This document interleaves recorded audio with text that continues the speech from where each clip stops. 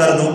بعض لوگ سردی میں یہ کرتے ہیں کہ چادر اس طرح اوڑھتے ہیں کہ ان کا یہ ماتھا جو ہے چھپ جاتا ہے، بعض ٹوپی کو یہاں تک کر لیتے ہیں، بعض رومال پگڑی ایسے باندھتے ہیں کہ وہ ماتھے کے اوپر آ جاتی ہے، اور جب سجدہ کرتے ہیں تو وہ سجدہ اسی پگڑی کے اوپر ٹوپی کے اوپر ہو رہا ہوتا ہے۔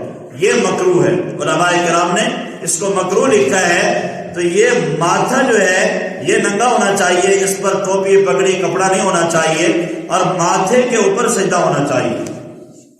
دوسری بات یہ ہے کہ جب چادر اوڑھی جاتی ہے تو بعض لوگ چادر اس طرح اوڑھتے ہیں کہ بالکل بالوں اس کے اندر ہوتے ہیں، اور اسی کے اندر سے تکبیر تحریمہ کہہ رہے ہوتے ہیں۔ یہ مناسب نہیں ہے مردوں کے لیے، عورتوں کے لیے جائز ہے۔ مردوں کو چاہیے کہ وہ چادر سے باہر ہاتھ نکال کر تکبیر تحریمہ کہیں، اس کے بعد بھلے چادر کے نیچے ہاتھ باندھ لیں، پھر اس کے بعد چادر کے نیچے ہاتھ رکھ سکتے ہیں۔ تکبیر تحریمہ میں ہاتھ باہر نکالنا چاہیے۔ اور تیسرا یہ بے احتیاطی ہوتی ہے کہ بعض لوگ چادر کو اچھی طرح اس کندھے کے اوپر ڈالتے نہیں ہیں، جس کے بنا پر وہ چادر گر جاتی ہے، رکوع میں گئے گر گئی، سجدے میں گئے گر گئی۔ اگر چادر کے، کپڑے کے، مفلر کے، رومال کے یہ دونوں پلے نیچے گرے رہ جائیں، اس کو صدر کہا جاتا ہے، اور یہ مکروہ ہے۔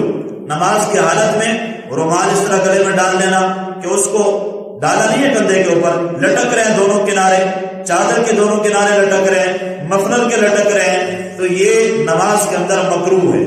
تو بالکل لپٹ کے کھڑا ہونا کہ آدمی ہاتھ باہر نکال ہی نہ سکے، یہ بھی مکروہ ہے۔ اسی طرح ان کو لٹکانا یہ بھی مکروہ ہے۔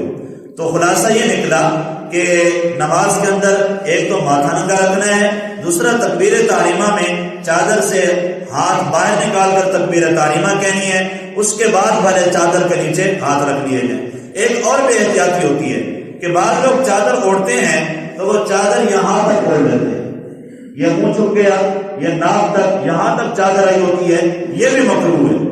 یہ چہرہ جو ہے نا پورا کھلا ہونا چاہیے، یہاں تک چادر ہو، ناک منہ یہ کھلا ہونا چاہیے۔ منہ اور ناک کو چھپانا یہ بھی نماز کے اندر مکروہ ہے، بھلے سردی